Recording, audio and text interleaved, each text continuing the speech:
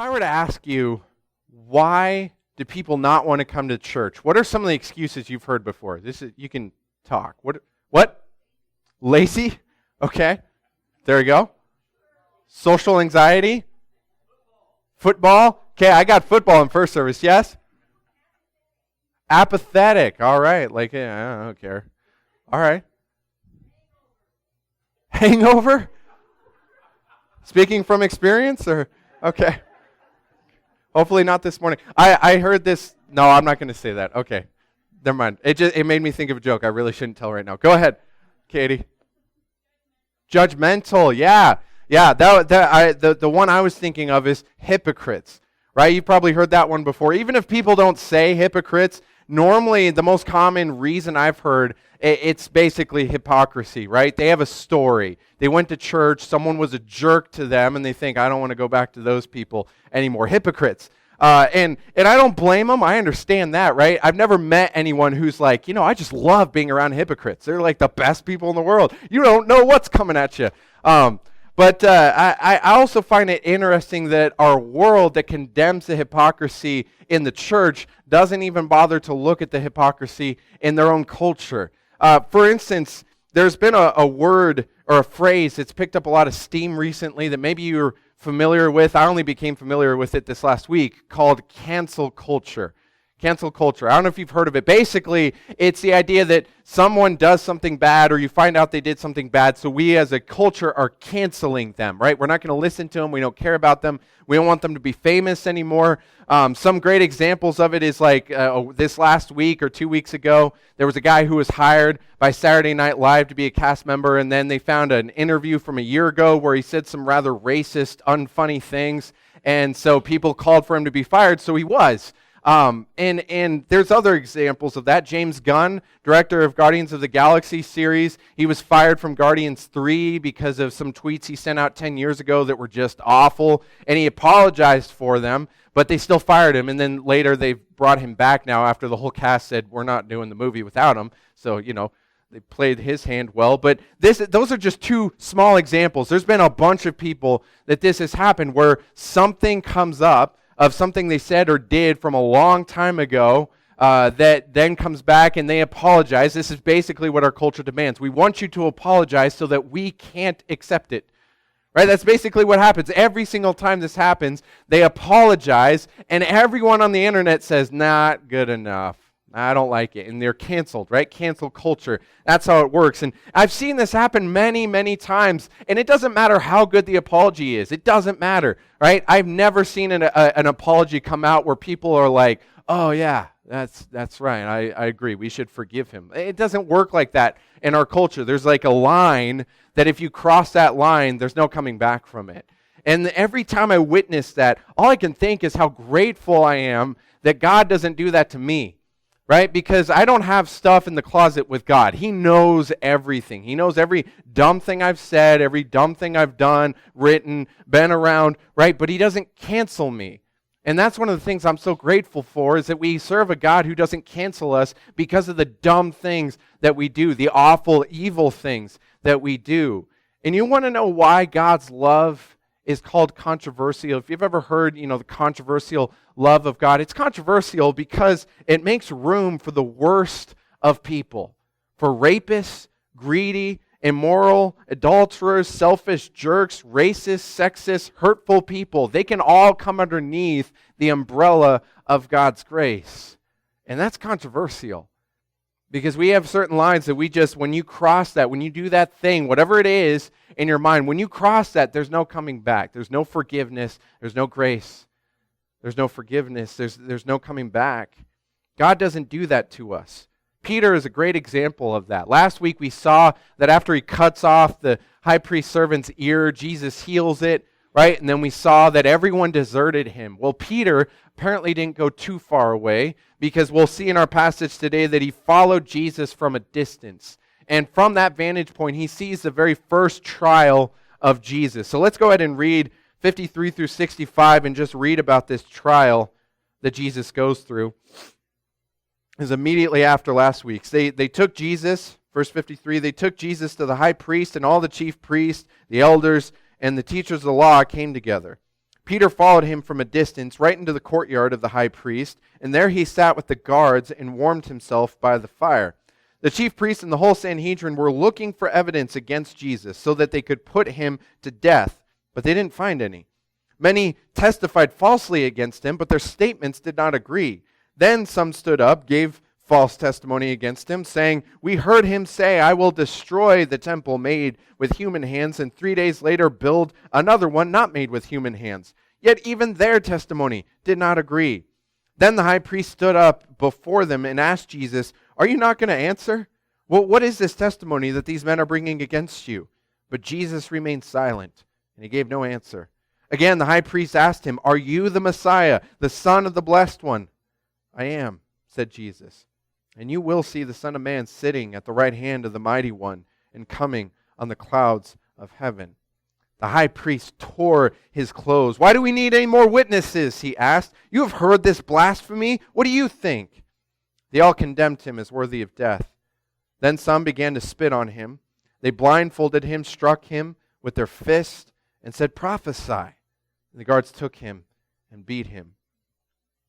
Just imagine the craziness that is going on during this trial. Clearly, they were not very well organized. I don't know if it's because this happened kind of last minute in the middle of the night or what, but they all get brought together and they can't even believe their own lies, right? Can you imagine you're trying to set up a trial that makes one person look guilty? That is your only job, right? Get people together who can testify to the guilt of this person. They can't even do that where they're convinced by their own lies.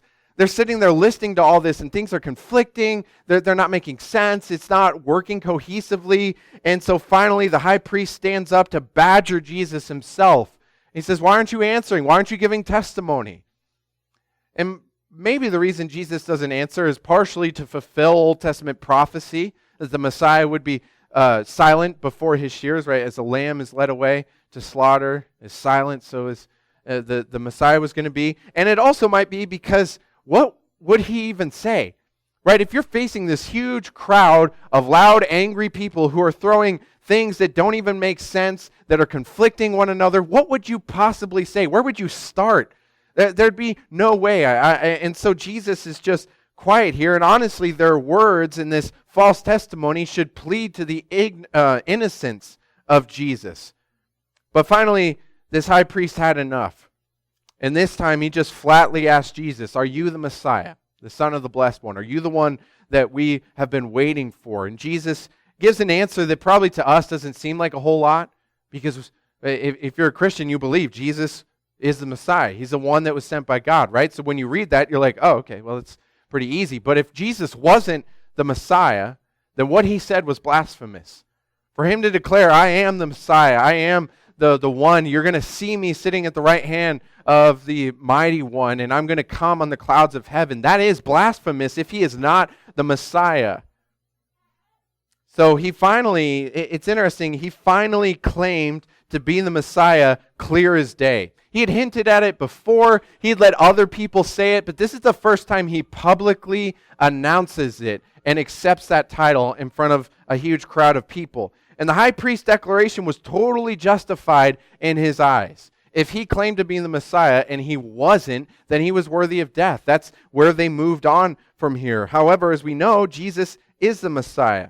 He is the Son of God. He did go sit at the right hand of God where he is now, and one day he's going to come on the clouds of heaven when he returns. Yeah, quite a few of Jesus' prophecies are already being fulfilled in this moment in Mark 14, right? And he just made some more about what's going to happen as time moves on.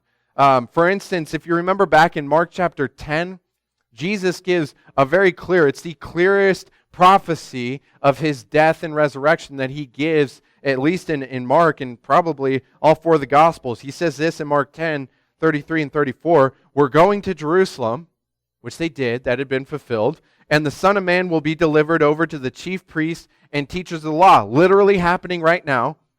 "They will condemn him to death," which happens, we just read it, right after Jesus speaks, right? They all talk together. "What do you say about this?" They condemned him to death. "They will hand him over to the Gentiles who will mock him, spit on him, flog him, and kill him. And 3 days later, he will rise." All that would be fulfilled. He was in the midst of fulfilling all of those prophecies. He also predicted and prophesied that he would be betrayed quite a few times, which happened, right? He also prophesied that Peter would deny him 3 times, and that is actually happening at this moment. Like Mark, the other synoptic gospels, Matthew and Luke, place Peter's denials kind of right after this first trial. It's kind of in its own section. But John kind of intermingles it with this first trial, which to me, I think means that Peter denies Jesus while this whole first trial is going on. It's kind of hard to write simultaneous actions happening in 2 different places at the same time, right? But I think that's what's happening here, is that while Jesus is inside, facing this huge angry crowd, Peter is outside warming himself by a fire. And it's interesting, did you notice who Peter's hanging around outside? It's in verse 54. If you look at that again, it says, Peter followed him at a distance, right into the courtyard of the high priest, and there he sat with the guards and warmed himself at the fire. Peter comes there, and he's just hanging out with all the people that arrested Jesus. He's just warming himself, just chilling with them. I mean, not chilling because he's hanging around a fire. But Peter is just right there. Well, Jesus is inside facing a fire of people. He's outside just warming himself by this little fire. So let's go ahead and read his denials and see what happens here, picking back up in verse 66. It says, while Peter was below in the courtyard, one of the servant girls of the high priest came by. When she saw Peter warming himself, she looked closely at him. You also were with that Nazarene, Jesus, she said. But he denied it. I don't know or understand what you're talking about, he said. And he went out to an entryway. The servant girl saw him there, and she said again to those standing around, this fellow is one of them. Again, he denied it. A little while, those standing near said to Peter, surely you are one of them. You're a Galilean. He began to call down curses, and he swore to them, I don't know this man you're talking about. Immediately the rooster crowed the second time. Then Peter remembered the word Jesus had spoken to him. Before the rooster crows twice, you will deny me 3 times. And he broke down and wept. The contrast between Jesus' trial and Peter's trial is just incredible. Jesus is inside with this huge angry mob bearing false witness against him, and he's standing firm while Peter crumbles under the questioning of a little servant girl by the warmth of a fire. I find it kind of funny that the first time Peter denies Jesus, it's such an obvious amount of ignorance. It's just crazy. She comes to him and she lays it out, and he doesn't say, I don't know who he is. She says, I don't understand. Are you speaking words right now?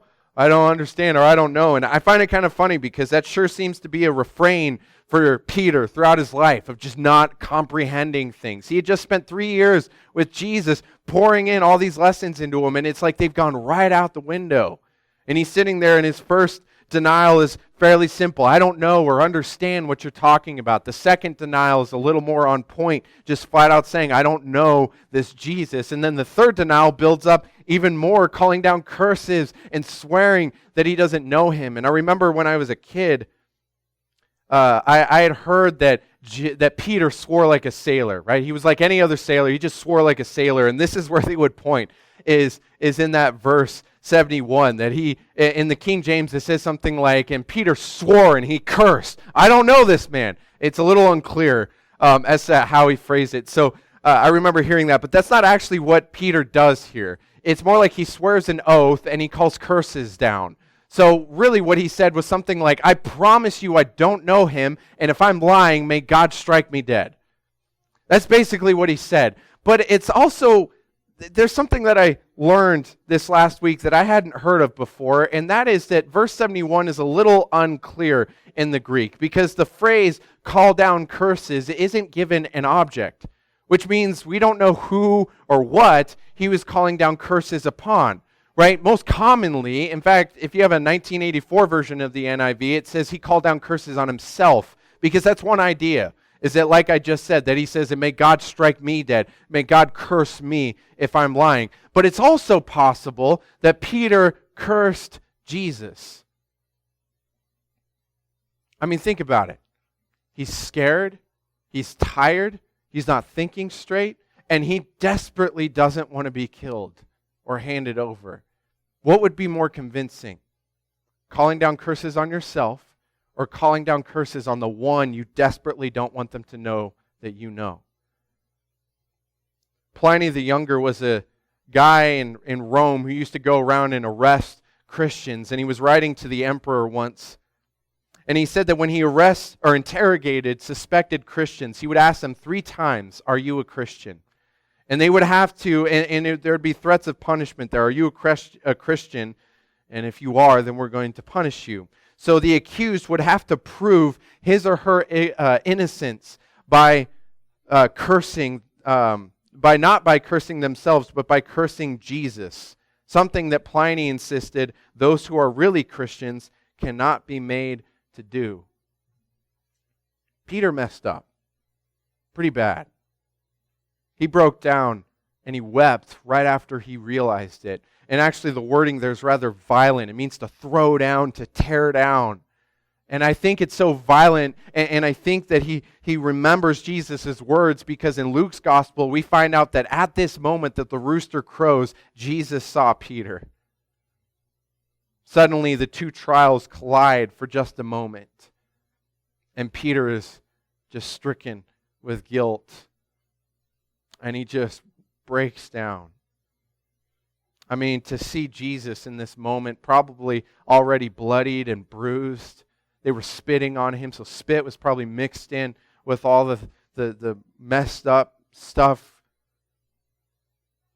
They'd cover his eyes and have someone strike him in the face and then tell him, "Prophesy about who struck you. Who hit you, Jesus? You know all things. Come on." Peter disappears at this moment, like Judas did when he realized his guilt. Only Judas in that worldly sorrow ran off and ended his life. Peter, we don't know what he did, but we do know that he eventually came back to Jesus. I mean, if you look at all that Peter did, a lot of times we don't quite realize the magnitude of Peter's sin here. I mean, he, in the moment that Jesus wanted his brothers nearby praying, he didn't pray, he slept. Then they come and they arrest Jesus, and he tries to strike someone, completely offsetting everything Jesus had been teaching them about love, and especially loving your enemy. And then Jesus is led away and Peter runs away, but then he kind of comes back and he follows the crowd. Most likely, he probably mingled in the crowd that arrested Jesus, because then it would be perfect cover, right? No one would know if he followed the crowd. And then he warms himself by Jesus' enemies as if he were one of them. And then he denies him fervently, possibly cursing Jesus in the process. And then when he realizes it, he doesn't stick around anymore. He just runs. I think some of us have a natural instinct for trying to justify unjustifiable actions. Throughout church history, there's been plenty of things written and preached on trying to justify a lot of people involved in Jesus' death and how none of it was really their fault, right? You look at the Jewish Sanhedrin, well, it wasn't really their fault. That was just a small sect. It wasn't a reflection of the leaders of that day, and they were just doing what they thought was best, and Pilate wasn't really at fault. We'll look at Pilate a little more in this series later on, but he wasn't really at fault because he didn't want to do it in the first place. He washed his hands of him, right? So he's innocent. He's not to be held accountable. Judas wasn't really his fault because God had made it so that he would be the one to do this. So it's not really on Judas. And Peter was just scared, you know. We all do silly things when we're scared. So it wasn't really his fault. He was just put in an unfortunate situation. And we are great at justifying these things that really don't have justification. David Garland says that I am convinced that such attempts to excuse these original miscreants, which isn't a word we use a lot, but miscreants are ultimately attempts to excuse ourselves. Nobody is guilty. It's all God's plan, so really that leaves only God to take the responsibility. I think part of the reason why we so want to justify people like Peter in this moment is because we don't want to admit that we can see it from his perspective, that we can understand how he gave in the way that he did. We don't want to admit that we can see ourselves in these moments, but in giving into these pressures, I mean, that's really what Peter did. He gave into the pressure of the environment that was around him. Can you honestly say you've never been tempted to do the same thing? Or that you've never done that, given into the environment around you? Peter was called a rock by Jesus, and yet in this moment he just crumbles and falls apart. I think the story of Peter is a picture of our story. People who are imperfect, who fell greatly, and yet we are loved and redeemed by an incredible God. He's a picture for us of how God clings to us and doesn't cancel us like our culture just because of a mistake, or in all of our cases, many, many, many mistakes. Last week I brought up that verse in 2 Corinthians about worldly sorrow and godly sorrow. Let's just look at that again in 2 Corinthians 7:10. It says, godly sorrow brings repentance that leads to salvation and leaves no regret, but worldly sorrow brings death. We saw how Judas was so sorry. He regretted having ever betrayed Jesus, but in that sorrow, he went off and he took his life. Peter, on the other hand, we don't know much about what happened between this moment and his witnessing the resurrected Jesus, except that he probably just went back to doing what he always did, fishing. Went back to his old way of life. In fact, Peter's name isn't mentioned in Mark's gospel again until the angel appears to the women at the empty tomb on Easter. And it's found in Mark 16:7. They give the ladies there a message. They say, but go, tell his disciples and Peter, he's going ahead of you into Galilee. There you will see him just as he told you. Go and tell who? The disciples and Peter. He gets singled out in the angel's message. He denied Jesus 3 times, yet God didn't cancel Peter. And God doesn't cancel us either when we make those mistakes, even when we cross our own lines that we set up for the world around us. There's a story at the end of John's gospel that takes place after Jesus is resurrected and all the disciples are out in a boat and they're fishing. They're only about a football field's length away from shore, far enough that you couldn't really recognize anyone on shore, but if they yelled loud enough, you could hear them. And so they're out there and they're just not catching anything. And so they hear a voice from the shore that told them, hey, just cast on the other side of the boat. Because if you're a fisherman, you know that if you're not catching anything where you are, then just keep fishing in the exact same place, pretty much. But they listened anyway. So they cast off on the other side, which shouldn't have made a difference. But then suddenly they start hauling in all these fish, just a huge catch of fish. And John, it clicks in his head, and he's like, that's Jesus on the shore. And so Peter, being Peter, does not work in the way that you would think someone would work, right? So he doesn't help his brothers haul in this massive amount of fish. Instead, he throws back on his clothes, jumps in the water, and swims all the way to shore to Jesus. And Jesus, I have to imagine, is sitting there like, Peter. Because Peter gets all the way to shore, and he's like, Peter, the fish, bring the fish. So Peter goes all the way back out and climbs back into the boat and helps them bring in the fish. And they all have fish for breakfast. And after they eat, Jesus looks at Peter and he asks that question that you've probably heard before of Peter's life.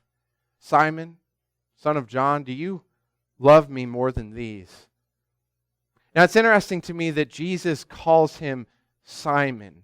If you remember, Peter was given the name Peter by Jesus after he met Jesus. Not because at that moment Peter was a rock. That's what Peter means, is rock, right? Firm foundation type of thing. It wasn't because at that moment Peter was perfect. He was the rock. He was the person that he was going to be. Instead, Jesus calls him by the name he was going to be. One day he would become that, even though he failed. But in this moment, he calls him Simon, the name that Peter went by before he ever knew Jesus. The name that basically Peter took back on when he claimed to have never met Jesus. Simon, do you love me? 3 times Jesus asked that question. 3 times Peter says, yes, you know that I love you. And 3 times Jesus gives him commission in his kingdom. Feed my sheep. Take care of my lambs. Feed my lambs. He brings him back in to the work that Jesus is doing. The work that Peter was perfectly happy not to be a part of anymore.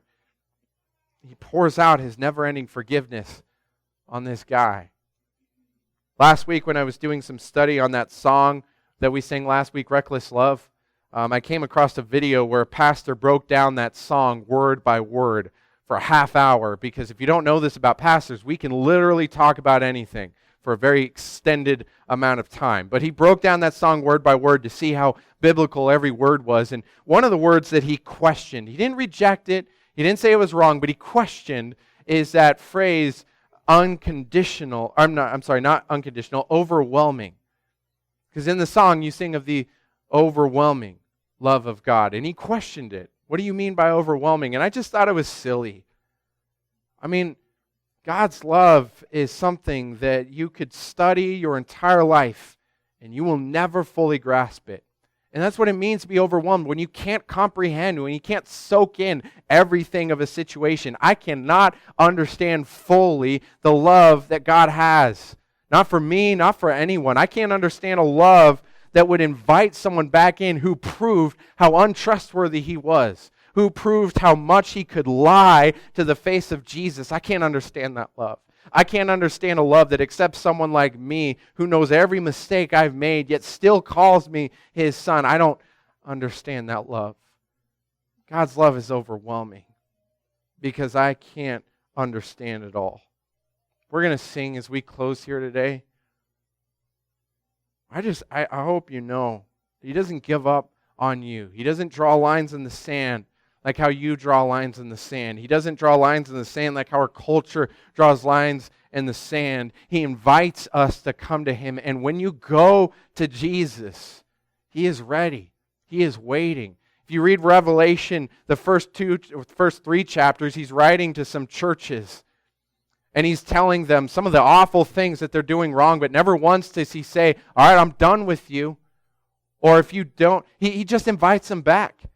Right? If you don't come back to Jesus, then there's nothing he's going to do for you. But if you come to him, you give your life to him. He says to the church in Laodicea, here I am, I stand at the door and knock. He's made his place there, and he's waiting. As we sing, I just want you to picture that of our God.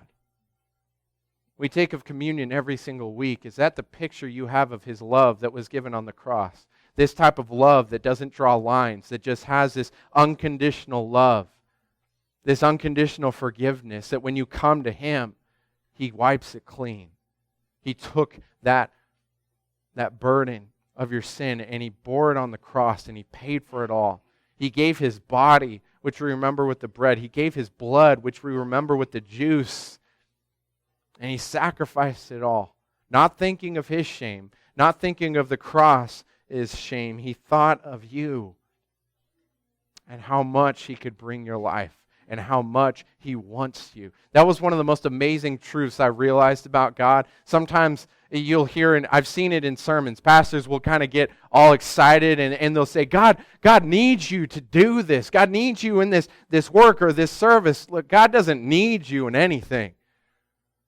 But that's awesome because he wants you in everything. He doesn't need me, but he wants me more than anything.